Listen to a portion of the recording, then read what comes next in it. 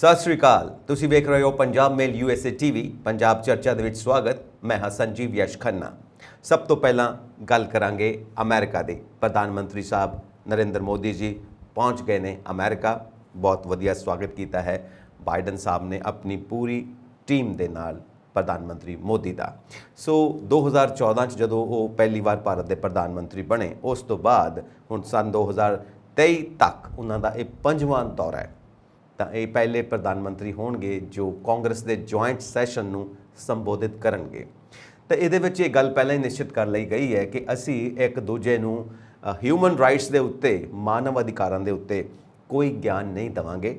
ਅਸੀਂ ਸਿਰਫ ਪਹਿਲਾਂ ਤੋਂ ਤੈਅ ਮੁੱਦਿਆਂ ਦੇ ਉੱਤੇ ਗੱਲ ਕਰਾਂਗੇ ਕਿ ਕਿਵੇਂ ਅਮਰੀਕਾ ਤੇ ਭਾਰਤ ਹੋਰ ਜ਼ਿਆਦਾ ਨਜ਼ਦੀਕ ਆਉਣ, ਜਿਹਦੇ ਵਿੱਚ ਅੰਤਰਰਾਸ਼ਟਰੀ ਸੁਰੱਖਿਆ ਦੀ ਗੱਲ ਹੋਏਗੀ, ਇਕੱਠੇ ਮਿਲ ਕੇ ਆਰਮੀ ਨੂੰ ਹੋਰ ਸਟਰੋਂਗ ਬਣਾਉਣ ਦੀ ਗੱਲ ਹੋਏਗੀ, ਇਕੱਠੇ ਮਿਲ ਕੇ ਹਥਿਆਰਾਂ ਦੇ ਉਤਪਾਦਨ ਦੀ ਗੱਲ ਹੋਏਗੀ, ਟੈਕਨੋਲੋਜੀ ਦੀ ਗੱਲ ਹੋਏਗੀ, ਡਿਜੀਟਲ ਇਕਨੋਮੀ ਦੀ ਗੱਲ ਹੋਏਗੀ, ਆਰਟੀਫਿਸ਼ੀਅਲ ਇੰਟੈਲੀਜੈਂਸ ਦੀ ਗੱਲ ਹੋਏਗੀ, ਵਪਾਰ ਨੂੰ ਹੋਰ ਅੱਗੇ ਵਧਾਉਣ ਦੀ ਗੱਲ ਹੋਏਗੀ।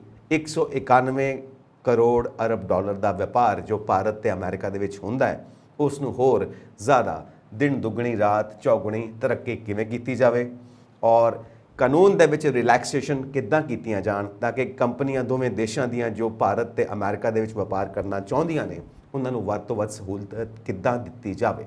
ਵੱਧ ਤੋਂ ਵੱਧ ਸਹੂਲਤ ਦਿੱਤੀ ਜਾਏਗੀ ਤਾਂ ਹੀ ਵਪਾਰ ਵਧੇਗਾ। ਨਾਲ ਵੀਜ਼ਾ ਟਾਈਮ ਕਿਵੇਂ ਘਟਾਇਆ ਜਾਵੇ।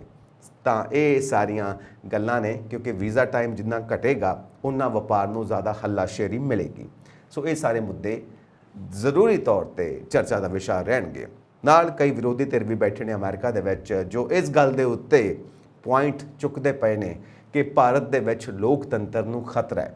ਪ੍ਰਧਾਨ ਮੰਤਰੀ ਨਰਿੰਦਰ ਮੋਦੀ ਸਾਹਿਬ ਦੀ ਜੋ ਸੱਤਾ ਹੈ, ਸੱਤਾ ਦੇ ਵਿੱਚ ਜਿਹੜੇ ਘੱਟ ਗਿਣਤੀ ਨੇ ਉਹਨਾਂ ਨੂੰ ਹਮੇਸ਼ਾ ਰਿਸਕ ਬਣਿਆ ਰਹਿੰਦਾ ਹੈ। ਮਾਨਵ ਅਧਿਕਾਰਾਂ ਨੂੰ ਲੈ ਕੇ, ਲੋਕਤੰਤਰ ਨੂੰ ਲੈ ਕੇ, ਉੱਥੋਂ ਦਾ ਜਿਹੜਾ ਸਾਰਾ ਮਾਹੌਲ ਹੈ ਧਰਮ ਨੂੰ ਲੈ ਕੇ, ਇਹ ਸਾਰੇ ਮਾਹੌਲ ਬਾਰੇ ਵੀ ਗੱਲ ਹੋਣੀ ਚਾਹੀਦੀ ਹੈ। ਇਸ ਕਰਕੇ ਨਿਸ਼ਚਿਤ ਰੂਪ ਦੇ ਵਿੱਚ ਮਾਨਵ ਅਧਿਕਾਰਾਂ ਦੀ ਗੱਲ ਜ਼ਰੂਰ ਅਮਰੀਕਨ ਸਰਕਾਰ ਨੂੰ ਕਰਨੀ ਚਾਹੀਦੀ ਹੈ ਨਰਿੰਦਰ ਮੋਦੀ ਸਾਹਿਬ ਨਾਲ, ਜੋ ਭਾਰਤ ਦੇ ਪ੍ਰਧਾਨ ਮੰਤਰੀ ਵਜੋਂ ਸਟੇਟ ਦੀ ਵਿਜ਼ਿਟ ਕਰ ਰਹੇ ਨੇ। ਇੱਕ ਆਫੀਸ਼ੀਅਲ ਦੌਰਾ ਹੈ, ਪਰ ਬਾਈਡਨ ਸਰਕਾਰ ਪਹਿਲਾਂ ਹੀ ਨਿਸ਼ਚਿਤ ਕਰ ਚੁੱਕੀ ਹੈ ਕਿ ਇਹਨਾਂ ਮੁੱਦਿਆਂ ਦੇ ਉੱਤੇ ਗੱਲ ਨਹੀਂ ਹੋਏਗੀ, ਮਾਨਵ ਅਧਿਕਾਰਾਂ ਦੇ ਉੱਤੇ। ਇਸ ਕਰਕੇ ਕਈ ਮੈਂਬਰਸ ਵਿਰੋਧ ਕਰ ਰਹੇ ਨੇ ਇਸ ਗੱਲ ਦਾ, ਤੇ ਉਹ ਕਹਿੰਦੇ ਨੇ ਕਿ ਅਸੀਂ ਜੋ ਜੁਆਇੰਟ ਕਾਂਗਰਸ ਦਾ ਸੈਸ਼ਨ ਹੋਏਗਾ ਉਸ ਨੂੰ ਬਾਈਕਾਟ ਕਰਾਂਗੇ। ਸੋ ਇਹ तमाम ਗੱਲਾਂ ਸਾਹਮਣੇ ਆ ਰਹੀਆਂ ਨੇ। ਇੱਕ ਖਾਸ ਮੁੱਦਾ ਰਹੇਗਾ ਕਿ ਚੀਨ ਦੇ ਲਈ ਇੱਕ ਮਜ਼ਬੂਤ ਫਰੰਟ, ਇੱਕ ਮਜ਼ਬੂਤ ਵਿਰੋਧ ਕਿੱਦਾਂ ਤਿਆਰ ਕੀਤਾ ਜਾਵੇ। ਚੀਨ ਦੀਆਂ ਨੀਤੀਆਂ ਪੂਰੇ ਵਰਲਡ ਦੇ ਲਈ, ਪੂਰੇ ਵਰਲਡ ਦੇ ਟ੍ਰੇਡ ਦੇ ਲਈ, ਆਪਸ ਦੇ ਸੰਪਰਕ ਦੇ ਲਈ, ਆਪਸ ਦੇ ਸਬੰਧ ਦੇ ਲਈ ਕਿਤੇ ਨਾ ਕਿਤੇ ਅੜਿੱਕਾ ਬਣਦੀਆਂ ਨਜ਼ਰ ਆਉਂਦੀਆਂ ਨੇ। ਗਰਮਾ ਗਰਮੀ ਚੱਲਦੀ ਰਹਿੰਦੀ ਹੈ, ਖਾਸ ਕਰਕੇ ਬਾਰਡਰਸ ਨੂੰ ਲੈ ਕੇ, ਚਾਹੇ ਉਹ ਲੈਂਡ ਦਾ ਮਸਲਾ ਹੋਵੇ, ਚਾਹੇ ਉਹ ਸਮੁੰਦਰਾਂ ਦੇ ਪਾਣੀਆਂ ਦਾ ਮਸਲਾ ਹੋਵੇ, ਚਾਹੇ ਉਹ ਅਸਮਾਨਾਂ ਦਾ ਮਸਲਾ ਹੋਵੇ। ਹਮੇਸ਼ਾ ਚੀਨ ਦਾ ਕਿਤੇ ਨਾ ਕਿਤੇ ਇਹ ਬਣਿਆ ਰਹਿੰਦਾ ਅੜਿੱਕਾ ਕਿ ਇਹ ਮੇਰਾ ਏਰੀਆ ਹੈ, ਇਹ ਮੇਰਾ ਏਰੀਆ ਹੈ। ਅਰੁਣਾਚਲ ਪ੍ਰਦੇਸ਼ ਦੇ ਨਾਲ ਵੀ ਇਸੇ ਤਰ੍ਹਾਂ ਦਾ ਬਣਿਆ ਹੋਇਆ ਹੈ ਇੱਕ ਅੜਿੱਕਾ ਜੋ ਭਾਰਤ ਦਾ ਖਾਸ ਅੰਗ ਹੈ, ਔਰ ਉਸ ਨੂੰ ਮਾਨਤਾ ਦੇਣੀ ਹੈ ਅਮਰੀਕਾ ਦੀ ਸੈਨੇਟ ਨੇ ਕਿ ਅਰੁਣਾਚਲ ਪ੍ਰਦੇਸ਼ ਅੰਗ ਹੈ ਭਾਰਤ ਦਾ, ਨਾ ਕਿ ਚੀਨ ਦਾ, ਕਿਉਂਕਿ ਚੀਨ ਉਸ ਨੂੰ ਤਿੱਬਤ ਦਾ ਹੀ ਹਿੱਸਾ ਮੰਨਦਾ ਹੈ ਤੇ ਤਿੱਬਤ ਦੇ ਉੱਤੇ ਆਪਣਾ ਕਬਜ਼ਾ ਰੱਖਦਾ ਹੈ। ਇਸ ਕਰਕੇ ਕਹਿੰਦਾ ਹੈ ਕਿ ਅਰੁਣਾਚਲ ਪ੍ਰਦੇਸ਼ ਜਿਓਂਗ ਕੋਈ ਇਸ ਤਰ੍ਹਾਂ ਦਾ ਨਾਂ ਦੇ ਕੇ ਉਹ ਸਾਡਾ ਹੀ ਏਰੀਆ ਹੈ, ਉਹ ਚੀਨ ਦਾ ਹੀ ਏਰੀਆ, ਜਦਕਿ ਉਹ ਭਾਰਤ ਦਾ ਏਰੀਆ ਹੈ।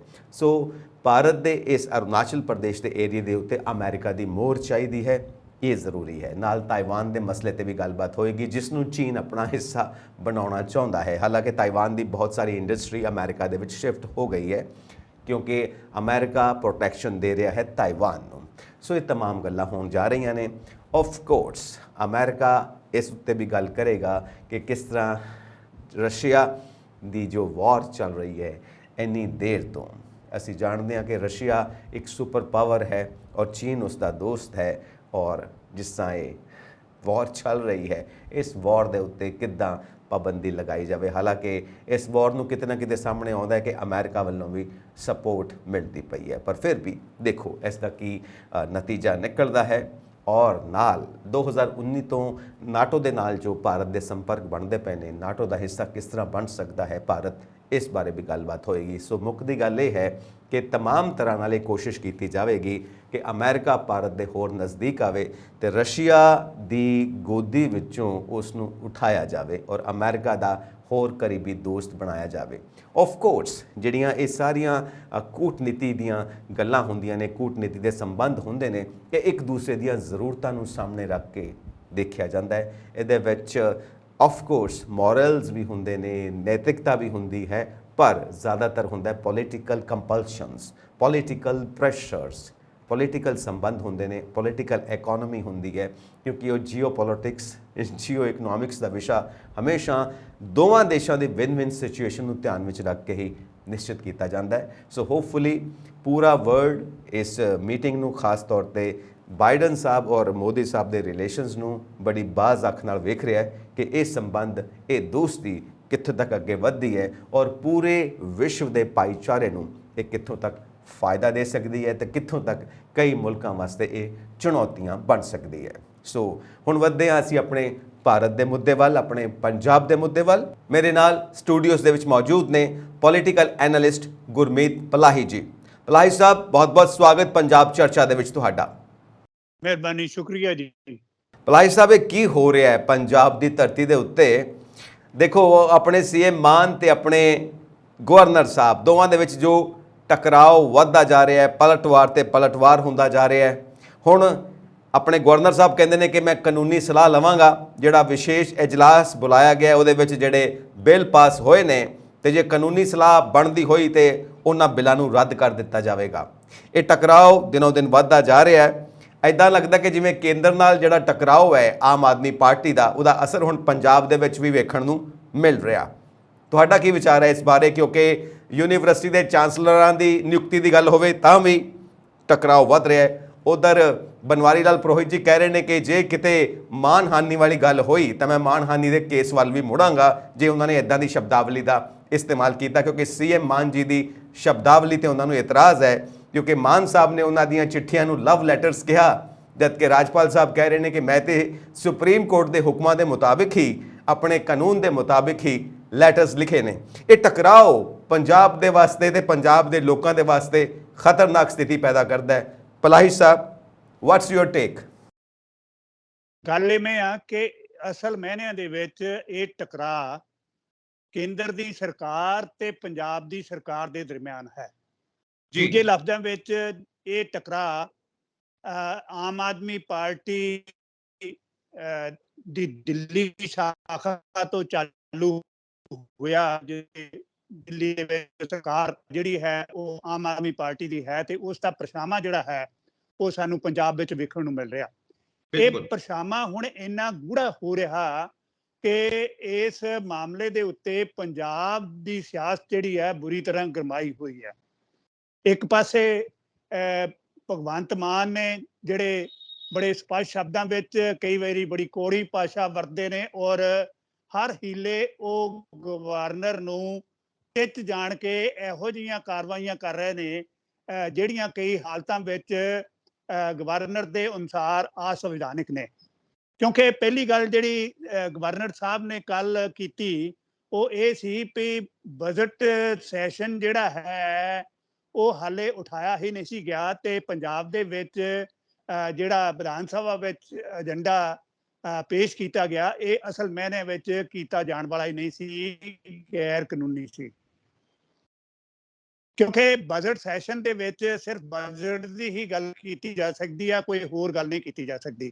ਪਰ ਭਗਵੰਤ ਮਾਨ ਹੁਣਾਂ ਨੇ SGPC ਨਾਲ ਸੰਬੰਧਿਤ ਜਿਹੜੀ ਗੱਲ ਹੈ ਉਹ ਵੀ ਕਰ ਦਿੱਤੀ, DGP ਲਾਉਣ ਦੀ ਗੱਲ ਵੀ ਕਰ ਦਿੱਤੀ ਔਰ ਹੋਰ ਮਸਲੇ ਵੀ ਜਿਹੜੇ ਸੀ ਉਹ ਵੀ ਇਸ ਅਜਲਾਸ ਦੇ ਵਿੱਚ ਵਿਚਾਰ ਲੈ ਗਏ ਔਰ ਬਿਨਾਂ ਸ਼ੱਕ ਜੋ ਕੁਝ ਚਾਹਿਆ ਭਗਵੰਤ ਮਾਨ ਹੁਣਾਂ ਨੇ ਉਹ ਪਾਸ ਹੋ ਗਿਆ, ਕਿਉਂਕਿ ਉਹਨਾਂ ਦੇ ਕੋਲ 92 ਇਹੋ ਜਿਹੇ ਹੀਰੇ ਨੇ ਜਿਨ੍ਹਾਂ ਬਾਰੇ ਉਹਨਾਂ ਨੇ ਬੜੇ ਸਾਫ਼ ਸ਼ਬਦਾਂ ਵਿੱਚ ਕਿਹਾ ਕਿ ਇਹ ਮੇਰੇ ਹੀਰੇ ਨੇ, ਇਹ ਪੰਜਾਬ ਦੀ ਸਥਿਤੀ ਨੂੰ ਚੰਗੀ ਤਰ੍ਹਾਂ ਸਮਝਦੇ ਨੇ, ਪੰਜਾਬ ਦੀਆਂ ਸਮੱਸਿਆਵਾਂ ਨੂੰ ਸਮਝਦੇ ਨੇ ਤੇ ਪੰਜਾਬ ਦੀ ਬਿਹਤਰੀ ਲਈ ਪੰਜਾਬ ਹਤੈਸ਼ੀ ਰੋਲ ਜਿਹੜਾ ਹੈ ਇਹ ਹੀਰੇ ਅਦਾ ਕਰ ਰਹੇ ਨੇ।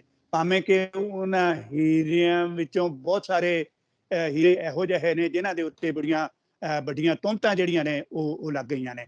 ਕਹਿਣ ਦਾ ਭਾਵ ਇਹ ਹੈ ਵੀ ਜਿਸ ਢੰਗ ਦੇ ਨਾਲ ਮੋਦੀ ਸਾਹਿਬ ਆਪਣੇ ਕਾਰਕੁਨਾਂ ਨੂੰ, ਆਪਣੇ ਪਾਰਟੀ ਦੇ ਮੈਂਬਰਾਂ ਨੂੰ, ਆਪਣੇ MLA MPਆਂ ਨੂੰ ਬਚਾਉਂਦੇ ਨੇ, ਭਗਵੰਤ ਮਾਨ ਵੀ ਉਹਨਾਂ ਦੇ ਤੇ ਚੱਲਦਾ ਦਿਸ ਰਿਹਾ। ਬਿਲਕੁਲ ਉਹੋ ਜਿਹੀ ਸਥਿਤੀ ਟਕਰਾਅ ਵਾਲੀ ਪੰਜਾਬ ਦੇ ਵਿੱਚ ਪੈਦਾ ਹੋ ਗਈ ਆ, ਜਿਹੋ ਜਿਹੀ ਸਥਿਤੀ ਤੁਸੀਂ ਦੇਖਿਆ ਵੀ ਭਾਰਤ ਦੇ ਵਿੱਚ ਮੋਦੀ ਸਾਹਿਬ ਨੇ ਆਪੋਜੀਸ਼ਨ ਦੇ ਨਾਲ ਬਣਾਈ ਹੋਈ ਹੈ। ਹੁਣ ਗਵਰਨਰ ਸਾਹਿਬ ਦੇ ਨਾਲ ਜਿਹੜੀ ਚੱਲੀ ਹੋਈ ਜੰਗ ਹੈ, ਇਹ ਬੜਾ ਗੰਭੀਰ ਰੂਪ ਲੈ ਰਹੀ ਆ। ਇੱਕ ਪਾਸੇ ਸੁਪਰੀਮ ਕੋਰਟ ਨੇ ਜਦੋਂ ਭਗਵੰਤ ਮਾਨ ਉਹਨਾਂ ਨੂੰ ਕਿਹਾ ਕਿ ਭਾਈ ਤੁਸੀਂ ਅੱਜ ਜਿਹੜੀਆਂ ਚਿੱਠੀਆਂ ਨੇ ਇਹਨਾਂ ਦੇ ਜਵਾਬ ਇਹ ਦੇਣੇ ਬਣਦੇ ਨੇ, ਤੇ ਉਹਨਾਂ ਨੇ ਇਸ ਉੱਤੇ ਵੀ ਮਜਾਹੀਆ ਕਿਸਮ ਦਾ ਰੋਲ ਜਿਹੜਾ ਹੈ ਅਦਾ ਕੀਤਾ। ਤੋ SGPC ਦੇ ਮਾਮਲੇ ਦੇ ਵਿੱਚ ਜਿਹੜਾ ਸੋਧ ਬਿੱਲ ਪਾਸ ਕੀਤਾ, ਉਹ ਅਸਲ ਮਾਇਨਿਆਂ ਦੇ ਵਿੱਚ ਕੇਂਦਰ ਵਾਲਾ ਇੱਕ ਬਿੱਲ ਸੀ ਜਿਹੜਾ ਸ਼੍ਰੋਮਣੀ ਕਮੇਟੀ ਦੇ ਵੱਖੋ ਵੱਖਰੇ ਰਾਜਾਂ ਦੇ ਵਿੱਚ ਲਾਗੂ ਹੈ। ਜਿਹੜੇ ਐਡਵੋਕੇਟ ਨੇ ਫੂਲਕਾ ਸਾਹਿਬ ਉਹਨਾਂ ਵਿੱਚੋਂ ਇੱਕ ਨੇ, ਉਹ ਕਹਿੰਦੇ ਨੇ ਕਿ ਇਸ ਬਿੱਲ ਨੂੰ ਵਿਧਾਨ ਸਭਾ ਦੇ ਵਿੱਚ ਪਾਸ ਹੀ ਨਹੀਂ ਸੀ ਕੀਤਾ ਜਾ ਸਕਦਾ, ਭਾਵ ਇਹ ਉਹਨਾਂ ਦੀ ਜੁਰਿਸਡਿਕਸ਼ਨ ਤੋਂ ਬਾਅਦ ਹੈ। ਪਰ ਦੂਜੇ ਪਾਸੇ ਸਾਡੇ ਮਾਨਯੋਗ ਮੁੱਖ ਮੰਤਰੀ ਕਹਿੰਦੇ ਨੇ ਕਿ ਭਾਈ ਇਹ ਸਾਡੀ ਜੁਰਿਸਡਿਕਸ਼ਨ ਵਿੱਚ ਹੈ ਔਰ ਸਟੇਟ ਦੀ ਇਸ ਗੱਲ ਦੇ ਵਿੱਚ ਪਾਵਰ ਹੈ। ਸੁਪਰੀਮ ਕੋਰਟ ਨੇ ਇਸ ਮਾਮਲੇ ਦੇ ਉੱਤੇ ਫੈਸਲਾ ਜਿਹੜਾ ਹੈ ਹਰਿਆਣਾ ਦੇ ਮਾਮਲੇ 'ਤੇ ਦਿੱਤਾ ਹੋਇਆ। ਪਰ ਮੈਂ ਸਮਝਦਾ ਵੀ ਜਿਸ ਵੇਲੇ ਇਹ ਸਾਰੀਆਂ ਗੱਲਾਂ ਹੋ ਰਹੀਆਂ ਨੇ, ਉਸ ਵੇਲੇ SGPC ਜਿਹੜੀ ਹੈ ਉਸ ਨੇ ਗਵਰਨਰ ਨੂੰ ਮਿਲਣ ਦਾ ਫੈਸਲਾ ਕਰ ਲਿਆ ਔਰ ਇਹ ਗੱਲ ਕਹਿ ਦਿੱਤੀ ਕਿ ਭਾਈ ਇਹ ਸਿੱਖਾਂ ਦੇ ਧਾਰਮਿਕ ਮਾਮਲਿਆਂ ਦੇ ਵਿੱਚ ਸਿੱਧਾ ਦਖਲ ਹੈ। ਪ੍ਰਸਾਰਨ ਵਾਲੀ ਗੱਲ ਨੂੰ ਤਾਂ ਇੱਕ ਢੰਗ ਤਰੀਕਾ ਬਣਾਇਆ ਗਿਆ ਔਰ ਮੈਂ ਸਮਝਦਾ ਕਿ ਇਸ ਮਾਮਲੇ ਤੇ ਸਾਡੇ ਮਾਨਯੋਗ ਮੁੱਖ ਮੰਤਰੀ ਵੀ ਜਾਣਦੇ ਨੇ ਕਿ ਧਾਰਮਿਕ ਮਾਮਲਿਆਂ ਦੇ ਉੱਤੇ ਸਟੇਟ ਜਿਹੜੀ ਹੈ ਕਿਸੇ ਢੰਗ ਦੇ ਨਾਲ ਦਖਲ ਨਹੀਂ ਦੇ ਸਕਦੀ। ਅਸਲ ਵਿੱਚ ਤਾਂ ਉਹਨਾਂ ਨੇ ਇੱਕ ਮੁੱਦਾ ਜਿਹੜਾ ਹੈ ਉਹ ਪੰਜਾਬ ਦੇ ਲੋਕਾਂ ਦੇ ਸਾਹਮਣੇ ਟਕਰਾਅ ਵਾਲਾ ਲਿਆਉਣ ਦਾ, ਜਿਹਦੇ ਨਾਲ ਆਉਣ ਵਾਲੇ ਸਮੇਂ ਦੇ ਵਿੱਚ ਸਿਆਸਤ ਜਿਹੜੀ ਹੈ ਗਰਮਾਈ ਹੋਏਗੀ। ਇਹਦੇ ਨਾਲ ਉਹਨਾਂ ਨੇ ਇੱਕ ਤੀਰ ਨਾਲ ਕਈ ਨਿਸ਼ਾਨੇ ਫੁੰਡੇ ਨੇ। ਇੱਕ ਪਾਸੇ ਉਹਨਾਂ ਨੇ ਅਕਾਲੀ ਦਲ ਦੇ ਉੱਤੇ ਇਸ ਗੱਲ ਲਈ ਨਿਸ਼ਾਨਾ ਲਾਇਆ ਕਿ ਉਹ 11 ਸਾਲਾਂ ਤੋਂ ਦੇਖੋ ਉਹਨਾਂ ਦੀ ਸਰਕਾਰ ਵੀ ਆਈ ਤੇ ਉਹਨਾਂ ਨੇ ਸ਼੍ਰੋਮਣੀ ਗੁਰਦੁਆਰਾ ਪ੍ਰਬੰਧਕ ਕਮੇਟੀ ਦੀ ਚੋਣ ਹੀ ਨਹੀਂ ਕਰਵਾਈ, ਤੇ ਇਹ ਜਿਹੜੀ SGPC ਆ ਇਹ ਗੈਰ ਕਾਨੂੰਨੀ ਆ। ਉਹਨਾਂ ਨੇ ਇੱਥੋਂ ਤੱਕ ਗੱਲਾਂ ਜਿਹੜੀਆਂ ਨੇ ਉਹ ਆਪਣੇ ਭਾਸ਼ਣ ਦੇ ਵਿੱਚ ਜਿਹੜਾ ਕੱਲ ਉਹਨਾਂ ਨੇ ਬਿਆਨ ਦਿੱਤਾ ਹੈ ਪ੍ਰੈਸ ਨੂੰ, ਉਹਦੇ ਵਿੱਚ ਕੀਤੀਆਂ ਨੇ। ਦੂਜੇ ਪਾਸੇ ਸਾਡੇ ਗਵਰਨਰ ਸਾਹਿਬ ਕਹਿੰਦੇ ਨੇ ਕਿ ਇਹ ਬੇਇੱਜ਼ਤੀ ਵਾਲਾ ਮਾਮਲਾ ਹੈ, ਇਸ ਮਾਮਲੇ ਨੂੰ ਇੱਦਾਂ ਹੀ ਨਿਪਟਿਆ ਨਹੀਂ ਜਾਣਾ ਚਾਹੀਦਾ। ਇਹ ਕਾਨੂੰਨੀ ਰਾਏ ਲਈ ਜਾਏਗੀ ਕਿਉਂਕਿ ਇਹ ਜਿਹੜੇ ਬਿੱਲ ਪਾਸ ਕੀਤੇ ਵੀ ਗਏ ਨੇ ਇਹ ਅਸਲ ਮਾਇਨਿਆਂ ਦੇ ਵਿੱਚ ਚਾਂਸਲਰ ਮੁੱਖ ਮੰਤਰੀ ਨੂੰ ਬਣਾ ਦੇਣਾ, DGP ਦੀ ਨਿਯੁਕਤੀ ਜਿਹੜੀ ਹੈ ਉਹ ਆਪਣੇ ਪੰਜਾਬ ਸਰਕਾਰ ਵੱਲ ਜਾਂਦੀ, ਸੂਬੇ ਦੀ ਸਰਕਾਰ ਦੇ ਅਧੀਨ ਕਰ ਦੇਣੀ ਔਰ SGPC ਦੇ ਸੰਬੰਧ ਵਿੱਚ ਇਹ ਬਿੱਲ ਜਿਹੜਾ ਸੋਧ ਪਾਸ ਕਰ ਦੇਣਾ, ਇਹ ਸਾਰਾ ਕੁਝ ਗੈਰ ਕਾਨੂੰਨੀ ਹੈ। ਮੈਂ ਸਮਝਦਾ ਇਸ ਮਾਮਲੇ ਦੇ ਉੱਤੇ ਗਵਰਨਰ ਨੂੰ ਬਹੁਤੀ ਕਾਹਲੀ ਨਹੀਂ ਸੀ ਕਰਨੀ ਚਾਹੀਦੀ। ਜਿਸ ਵੇਲੇ ਬਿੱਲ ਆਉਣੇ ਸੀ ਉਸ ਬਿੱਲਾਂ ਦੇ ਨੂੰ ਵਾਪਸ ਭੇਜ ਦਿੱਤਾ ਜਾਂਦਾ ਤੇ ਆਪਣੀ ਰਾਏ ਜਿਹੜੀ ਆ ਪ੍ਰਗਟ ਕਰ ਦਿੱਤੀ ਜਾਂਦੀ। ਹੁਣ ਤਾਂ ਇਵੇਂ ਲੱਗਦਾ ਕਿ ਜਿਹੜੇ ਗਵਰਨਰ ਸਾਹਿਬ ਨੇ ਉਹ ਵੀ ਕਿਸੇ ਪੋਲੀਟੀਕਲ ਪਾਰਟੀ ਦੇ ਨੁਮਾਇੰਦੇ ਵਜੋਂ ਕੰਮ ਕਰਦੇ ਨਜ਼ਰ ਆ ਰਹੇ ਨੇ ਤੇ ਮੁੱਖ ਮੰਤਰੀ ਪੰਜਾਬ ਵੀ ਇਸ ਢੰਗ ਦੇ ਨਾਲ ਵਤੀਰਾ ਕਰ ਰਹੇ ਨੇ ਜਿਵੇਂ ਸਿਰਫ ਤੇ ਸਿਰਫ ਉਹਨਾਂ ਦੀ ਪਾਰਟੀ ਹੀ ਇਸ ਸੂਬੇ ਦੇ ਵਿੱਚ ਸਭ ਲੋਕਾਂ ਦੀ ਨੁਮਾਇੰਦਗੀ ਕਰ ਰਹੀ ਹੋਵੇ, ਜਦਕਿ ਆਪੋਜੀਸ਼ਨ ਵੀ ਹੈ, ਆਪੋਜੀਸ਼ਨ ਨੂੰ ਵੀ ਆਪਣਾ ਵਿਚਾਰ ਰੱਖਣ ਦਾ ਅਧਿਕਾਰ ਹੈ। ਸੋ ਸਥਿਤੀ ਇਦਾਂ ਦੀ ਬਣਦੀ ਜਾ ਰਹੀ ਹੈ। ਗਵਰਨਰ ਸਾਹਿਬ ਕਾਨੂੰਨੀ ਰਾਏ ਲੈ ਰਹੇ ਨੇ, ਸਰਹੱਦਾਂ ਤੇ ਜਾ ਰਹੇ ਨੇ ਔਰ ਬਹੁਤ ਸਾਰੇ ਹੋਰ ਪੁਆਇੰਟਸ। ਕੱਲ ਉਹਨਾਂ ਨੇ ਇਹ ਵੀ ਕੀਤਾ ਵੀ 11 ਮਹੀਨਿਆਂ ਤੋਂ 9 ਮਹੀਨਿਆਂ ਤੋਂ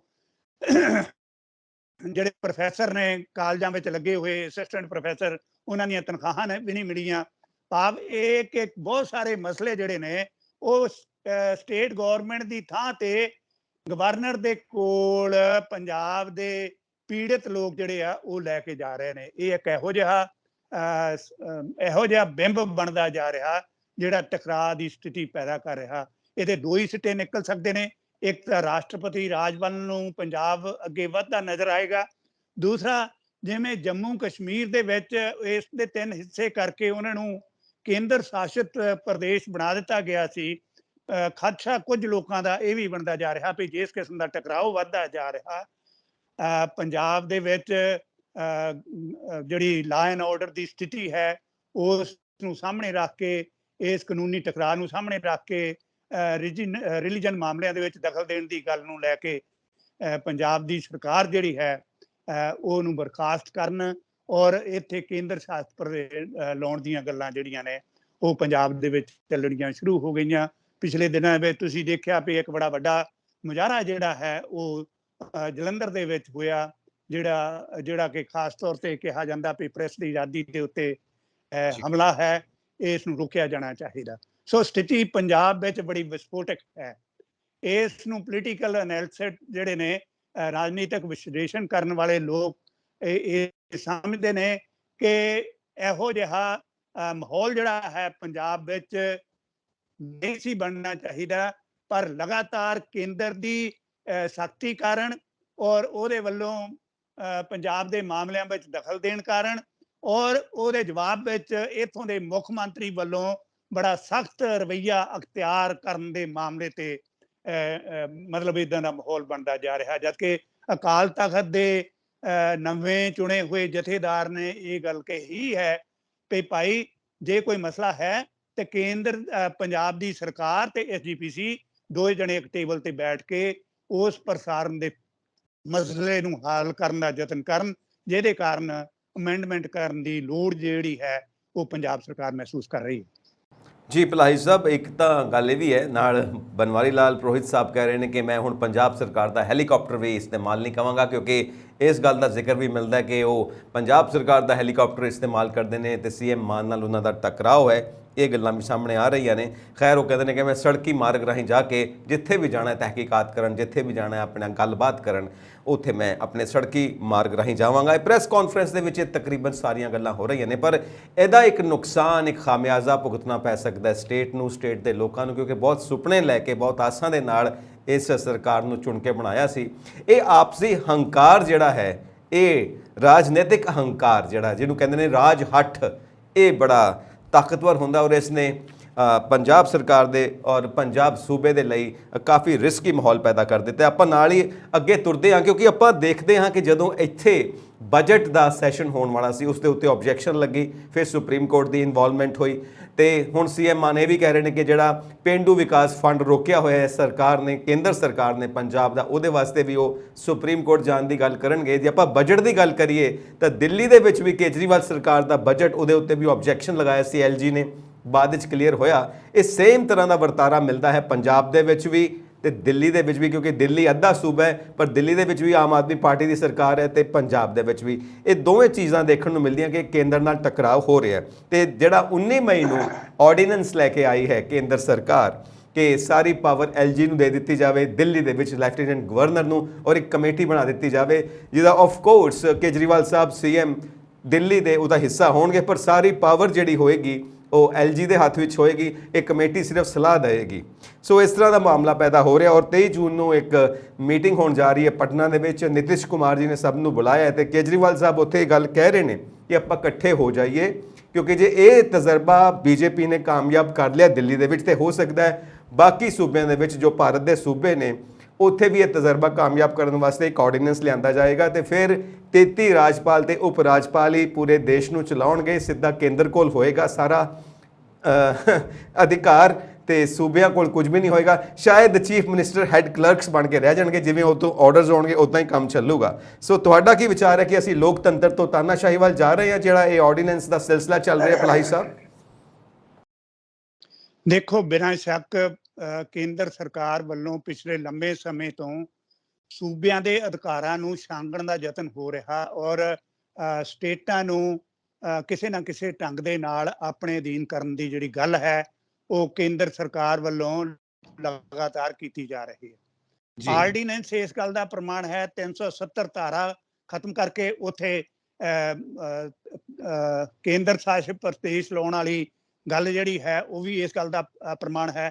BMB ਭਾਖੜਾ ਮੈਨੇਜਮੈਂਟ ਬੋਰਡ ਵਾਲੀ ਜਿਹੜੀ ਗੱਲ ਹੈ ਉਸ ਨੂੰ ਇਸ ਦੇ ਉਦਾਹਰਨ ਵਜੋਂ ਵੀ ਲਿਆ ਜਾ ਸਕਦਾ ਔਰ ਜਿਸ ਢੰਗ ਨਾਲ ਪੰਜਾਬ ਦੀ ਪੁਲਿਸ ਦੇ ਪਰ ਕੱਟਣ ਲਈ BSF ਨੂੰ ਲਗਭਗ ਅੱਧਾ ਪੰਜਾਬ ਦੇ ਦਿੱਤਾ ਗਿਆ, ਉਹ ਵੀ ਇਸ ਗੱਲ ਦਾ ਪ੍ਰਮਾਣ ਹੈ। ਤੁਸੀਂ ਗੱਲ ਕੀਤੀ ਆ ਕਿ RDF ਮਾਮਲੇ ਦੇ ਉੱਤੇ ਇਸ ਢੰਗ ਦੇ ਨਾਲ ਵਤੀਰਾ ਜਿਹੜਾ ਹੈ ਪੰਜਾਬ ਦੀ ਸਰਕਾਰ ਨਾਲ ਹੋ ਰਿਹਾ ਕਿ ਉੱਪਰ ਮਤਰੇਈ ਮਾਂ ਬੈਠੀ ਹੈ ਤੇ ਥੱਲੇ ਉਸ ਦਾ ਸਟੇਲਾ ਪੁੱਤ ਜਿਹੜਾ ਹੈ ਉਹ ਬੈਠਾ ਹੈ, ਦੋਹਾਂ ਦੀ ਆਪਸ ਵਿੱਚ ਬਣਦੀ ਨਹੀਂ। ਹੁਣ ਆਈਏ ਗੱਲ ਕਰੀਏ ਆਪੋਜੀਸ਼ਨ ਦੀ। ਆਪੋਜੀਸ਼ਨ ਵੱਲੋਂ ਲਗਾਤਾਰ ਪਿਛਲੇ ਲੰਮੇ ਸਮੇਂ ਤੋਂ ਇਕੱਠੇ ਹੋਣ ਦੀ ਗੱਲ ਜਿਹੜੀ ਆ ਕੀਤੀ ਜਾ ਰਹੀ ਆ ਔਰ ਇਸ ਮਾਮਲੇ ਦੇ ਉੱਤੇ ਨਿਤੀਸ਼ ਕੁਮਾਰ ਆਪਣੀ ਭੂਮਿਕਾ ਜਿਹੜੀ ਹੈ ਉਹ ਅਦਾ ਕਰ ਰਹੇ ਨੇ, ਭਾਵੇਂ ਕਿ ਬਹੁਤ ਸਾਰੇ ਹੋਰ ਸਟੇਟਾਂ ਦੇ ਲੋਕਾਂ ਨੇ ਵੀ ਇਸ ਮਾਮਲੇ ਦੇ ਉੱਤੇ ਆਪਣੀ ਪਹਿਲ ਕਦਮੀ ਕੀਤੀ ਹੈ, ਖੱਬੇ ਪੱਖੀ ਧਿਰਾਂ ਵੀ ਔਰ ਪੱਛਮੀ ਬੰਗਾਲ ਦੀ ਮੁੱਖ ਮੰਤਰੀ ਉਹ ਵੀ, ਕਿਉਂਕਿ ਬਹੁਤ ਪੀੜਤ ਹੈ, ਉੱਥੇ ਦੀ ਸਟੇਟ ਨੂੰ ਵੀ ਬਹੁਤ ਵੱਡੀਆਂ ਔਖਿਆਈਆਂ ਦੇ ਵਿੱਚੋਂ ਲੰਘਣਾ ਪੈ ਰਿਹਾ। ਉੱਥੇ ਮੂਵਮੈਂਟਾਂ ਇਸ ਢੰਗ ਦੇ ਨਾਲ ਚਲਾਈਆਂ ਗਈਆਂ ਨੇ ਜਾਂ ਚਲਾਈਆਂ ਜਾ ਰਹੀਆਂ ਨੇ ਜਾਂ ਚਲਾਉਣ ਲਈ ਮਜਬੂਰ ਕੀਤੀਆਂ ਜਾ ਰਹੀਆਂ ਨੇ। ਤੋ ਇਹ ਸਾਰੀਆਂ ਗੱਲਾਂ ਦੇ ਮੱਦੇਨਜ਼ਰ ਆਪੋਜੀਸ਼ਨ ਇਕੱਠੀ ਹੋ ਰਹੀ ਹੈ।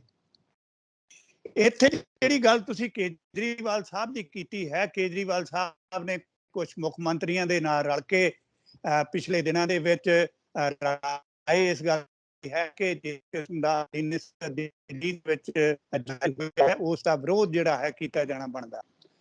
ਉਹ ਵਿਰੋਧ ਕਰਨ ਦੀ ਖਾਤਰ ਉਹਨਾਂ ਨੇ ਥਾਂ ਥਾਂ ਤੇ ਆਪਣੇ ਵੱਖੋ ਵੱਖਰੀਆਂ ਪਾਰਟੀਆਂ ਦੇ ਨਾਲ ਆਪਣੀ ਗੱਲਬਾਤ ਜਿਹੜੀ ਹੈ ਕੀਤੀ ਹੈ, ਕਾਂਗਰਸ ਤੱਕ ਵੀ ਉਹਨਾਂ ਨੇ ਪਹੁੰਚ ਕੀਤੀ ਹੈ।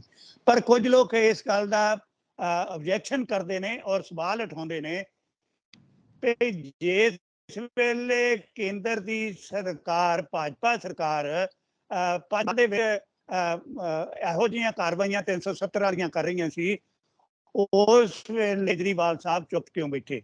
ਜਾਂ ਬਹੁਤ ਸਾਰੇ ਹੋਰ ਮਾਮਲਿਆਂ ਦੇ ਉੱਤੇ ਜਿਸ ਵੇਲੇ ਕੇਂਦਰ ਦੀ ਸਰਕਾਰ ਜਿਹੜੀ ਹੈ ਵੱਖੋ ਵੱਖਰੇ ਸੂਬਿਆਂ ਜਿੱਥੇ ਜਿਹੜੀਆਂ ਸਰਕਾਰਾਂ ਉਲਟ ਪਾਰਟੀ ਵਾਲੀਆਂ ਨੇ ਉੱਥੇ ਦੇ ਪ੍ਰਦਖਲ ਦੇਣ ਦੀ ਗੱਲ ਕਰਦੀ ਹੈ ਤੇ ਕਿੱਥੇ ਗਏ ਸੀ। ਹੁਣ ਸਾਹਿਬ ਕਹਿੰਦੇ ਨੇ ਕਿ ਇੱਕੋ ਨੁਕਤੇ ਨੂੰ ਲੈ ਕੇ ਆਪਾਂ ਗੱਲ ਕਰੀਏ ਤੇ ਕੇਂਦਰ ਸਰਕਾਰ ਰਾਜਾਂ ਦੇ ਕਿਸੇ ਮਾਮਲੇ ਦੇ ਵਿੱਚ ਦਖਲ ਨਾ ਦੇਵੇ ਤੇ ਸੰਵਿਧਾਨਿਕ ਤੌਰ ਤੇ ਜੋ ਉਹਨਾਂ ਨੂੰ ਅਧਿਕਾਰ ਮਿਲੇ ਉਹਨਾਂ ਨੂੰ ਵਰਤਣ ਦੀ ਉਹਨਾਂ ਨੂੰ ਖੁੱਲ੍ਹ ਮਿਲੇ।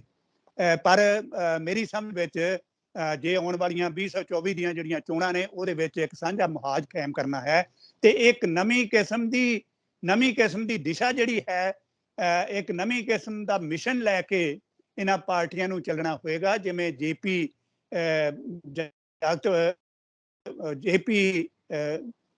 ਸਾਹਿਬ ਨੇ ਇੱਕ ਮੂਵਮੈਂਟ ਜਿਹੜੀ ਹੈ ਐਮਰਜੈਂਸੀ ਦੇ ਦਿਨਾਂ ਦੇ ਵਿੱਚ ਇੰਦਰਾ ਗਾਂਧੀ ਦੇ ਖਿਲਾਫ ਚਾਲੂ ਕੀਤੀ ਸੀ ਔਰ ਬਹੁਤ ਵੱਡੀ ਪੱਧਰ ਤੇ ਪੂਰੇ ਦੇਸ਼ ਦੇ ਵਿੱਚ ਇੱਕ ਮੂਵਮੈਂਟ ਚੱਲੀ ਸੀ ਔਰ ਕੇਂਦਰ ਨੂੰ ਹਿਲਾ ਦਿੱਤਾ ਗਿਆ ਸੀ।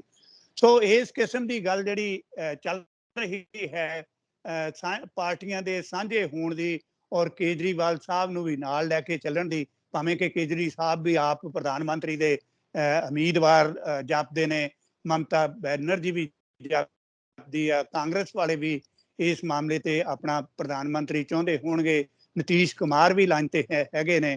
ਪਰ ਜੇ ਇਹ ਕਿਸੇ ਇੱਕ ਮਿਸ਼ਨ ਨੂੰ ਲੈ ਕੇ ਸਾਂਝਾ ਪਲੇਟਫਾਰਮ ਬਣਾ ਕੇ ਅੱਗੇ ਤੁਰਦੇ ਨੇ ਜਿਹਦੇ ਵਿੱਚ ਇੱਕ ਵਿਸ਼ਾ ਜਿਹੜਾ ਨੋਟੀਫਿਕੇਸ਼ਨ ਜਾਰੀ ਹੋਇਆ ਜਾਂ ਸੂਬੇ ਦੇ ਅਧਿਕਾਰਾਂ ਦੀ ਗੱਲ ਜਿਹੜੀ ਹੈ ਉਸ ਨੂੰ ਲੈ ਕੇ ਤੁਰਨ, ਬਰਕਰਾਰ ਰੱਖਣ ਦੀ ਗੱਲ ਲੈ ਕੇ ਤੁਰਨ, ਤੇ ਮੈਂ ਸਮਝਦਾ ਵੀ ਇਹ ਇੱਕ ਆਉਣ ਵਾਲੇ ਸਮੇਂ ਦੇ ਵਿੱਚ ਵੱਡੀ ਟੱਕਰ ਹੋਏਗੀ ਕੇਂਦਰ ਦੀ ਸਰਕਾਰ ਨੂੰ ਚੋਣਾਂ ਦੇ ਵਿੱਚ, ਜਿਵੇਂ ਕਰਨਾਟਕ ਦੇ ਵਿੱਚ ਕਾਂਗਰਸ ਨੇ ਵੱਡੀ ਟੱਕਰ ਜਿਹੜੀ ਹੈ ਦਿੱਤੀ ਔਰ ਇਸ ਗੱਲ ਦੇ ਵਿੱਚ ਉਹਨਾਂ ਨੇ ਕਾਮਯਾਬੀ ਵੀ ਹਾਸਲ ਕੀਤੀ। ਜੀ ਪਲਾਹੀ ਸਾਹਿਬ, ਇੱਕ ਸਵਾਲ ਜੋ ਬਾਰ-ਬਾਰ ਸਾਹਮਣੇ ਆਉਂਦਾ ਹੈ ਉਹ ਇਹ ਆਉਂਦਾ ਹੈ ਕਿ ਹਰੇਕ ਪਾਰਟੀ ਕਹਿੰਦੀ ਪਈ ਹੈ ਕਿ ਬੀਜੇਪੀ ਨੂੰ ਸੱਤਾ ਵਿੱਚੋਂ ਹਟਾ ਦਿਓ ਤੇ ਦੂਜੀ ਪਾਰਟੀ ਕੋਈ ਲੈ ਕੇ ਆਵੇ। ਬੀਜੇਪੀ ਨਹੀਂ ਤਾਂ ਫਿਰ ਕੌਣ? ਇਹ ਕੁਐਸਚਨ ਹੈ, ਕੌਣ ਆਏਗਾ? ਔਰ ਦੂਜੇ ਪਾਸੇ ਇੱਕ ਸਵਾਲ ਹੈ ਕਿ ਮੋਦੀ ਸਾਹਿਬ ਨੂੰ ਕਿਹਾ ਜਾਂਦਾ ਹੈ ਕਿ ਉਹ ਭਾਰਤ ਦਾ ਚਿਹਰਾ ਨੇ ਵਿਦੇਸ਼ਾਂ ਦੇ ਵਿੱਚ ਵੀ, ਤੇ ਜੇ ਮੋਦੀ ਸਾਹਿਬ ਨੂੰ ਕਹਿੰਦੇ ਨੇ ਕਿ ਹਟਾ ਦਿੱਤਾ ਜਾਵੇ ਪ੍ਰਾਈਮ ਮਿਨਿਸਟਰਸ਼ਿਪ ਤੋਂ, ਕੋਈ ਹੋਰ ਆਵੇ ਤੇ ਹੋਰ ਕੌਣ?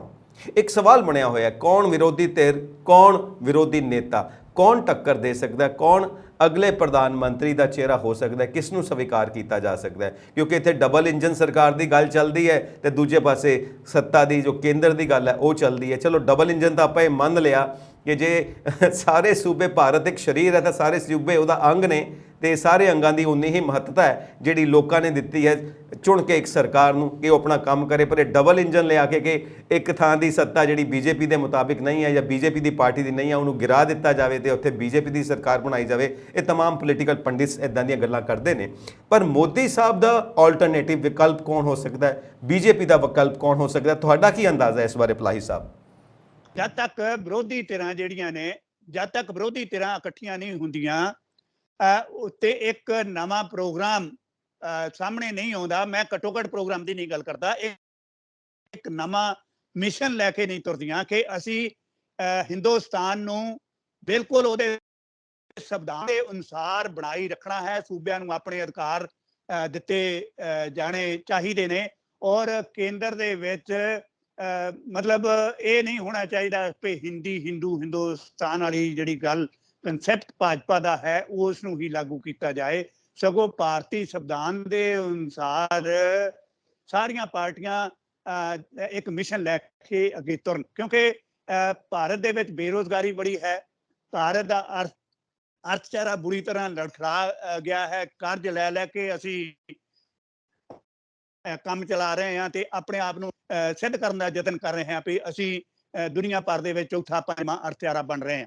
ਇਹ ਸਾਰੀਆਂ ਗੱਲਾਂ ਸਾਹਮਣੇ ਰੱਖ ਕੇ ਜਿਸ ਵੇਲੇ ਇਲੈਕਸ਼ਨ ਲੜੀ ਜਾਏਗੀ ਔਰ ਉਹਨਾਂ ਥਾਵਾਂ ਦੇ ਉੱਤੇ ਜਿੱਥੇ ਕੋਈ ਪਾਰਟੀ ਜ਼ਿਆਦਾ ਹੈ ਉਸ ਨੂੰ ਵੱਧ ਸੀਟਾਂ ਦੇਤੀਆਂ ਜਾਣ, ਦੂਜੇ ਜਿਹੜੇ ਨੇ ਮੁਕਾਬਲਤਨ ਘੱਟ ਸੀਟਾਂ ਲੈ ਕੇ ਚੋਣਾਂ ਲੜਨ। ਉਸ ਤੋਂ ਬਾਅਦ ਇੱਕ ਸਾਂਝਾ ਫਰੰਟ ਬਣ ਕੇ ਸਰਬਸੰਮਤੀ ਨਾਲ ਕੋਈ ਵੀ ਜਿਹੜਾ ਚਿਹਰਾ ਹੈ ਉਹ ਸਾਹਮਣੇ ਆ ਸਕਦਾ। ਬਿਨਾਂ ਸ਼ੱਕ ਮੋਦੀ ਸਾਹਿਬ ਇੱਕ ਵੱਖਰਾ ਵਧੀਆ ਚਿਹਰਾ ਲੋਕਾਂ ਦੇ ਸਾਹਮਣੇ ਆਪਣੇ ਆਪ ਨੂੰ ਪੇਸ਼ ਕਰਨ ਦੇ ਵਿੱਚ ਕਾਮਯਾਬ ਹੋ ਰਹੇ ਨੇ। ਪਰ ਇੰਦਰਾ ਗਾਂਧੀ ਵੀ ਕਦੇ ਇਹੋ ਜਿਹਾ ਚਿਹਰਾ ਸੀ ਜਿਸ ਨੂੰ ਇਹ ਕਿਹਾ ਜਾਂਦਾ ਸੀ ਵੀ ਹਰਾਇਆ ਨਹੀਂ ਜਾ ਸਕਦਾ, ਮੁਮਕਿਨ ਹੀ ਨਹੀਂ ਉਹਨਾਂ ਨੂੰ ਹਰਾਉਣਾ। ਤੇ ਹੁਣ ਵੀ ਕਿਹਾ ਜਾਂਦਾ ਵੀ ਮੋਦੀ ਹੈ ਤੇ ਮੁਮਕਿਨ ਹੈ।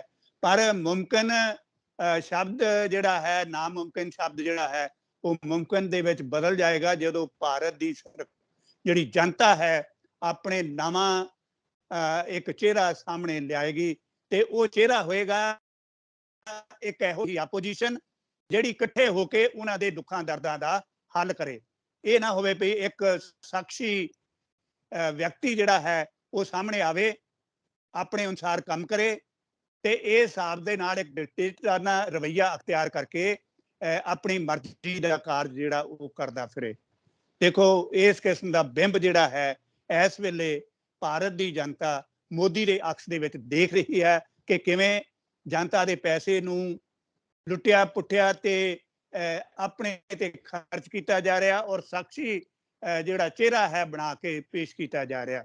ਸੋ ਇੱਕ ਸਵਾਲ ਜਿਹੜਾ ਤੁਸੀਂ ਕੀਤਾ ਵੀ ਕੌਣ ਹੋਏਗਾ ਅਗਲਾ ਪ੍ਰਧਾਨ ਮੰਤਰੀ, ਇਹ ਤਾਂ ਭਾਰਤ ਦੀ ਜਨਤਾ ਆਉਣ ਵਾਲੇ ਸਮੇਂ ਦੇ ਵਿੱਚ ਹੀ ਤੈਅ ਕਰੇਗੀ। ਪਰ ਇਸ ਦੀ ਸ਼ਰਤ ਇਹ ਹੋਏਗੀ ਕਿ ਸਾਰੀਆਂ ਆਪੋਜੀਸ਼ਨ ਪਾਰਟੀਆਂ ਸਾਹਮਣੇ ਆਉਣ, ਇਕੱਠੀਆਂ ਹੋ ਕੇ ਚੋਣਾਂ ਲੜਨ ਤੇ ਇਹ ਕੋਈ ਬਹੁਤੀ ਔਖਿਆਈ ਵਾਲੀ ਗੱਲ ਨਹੀਂ ਹੁੰਦੀ।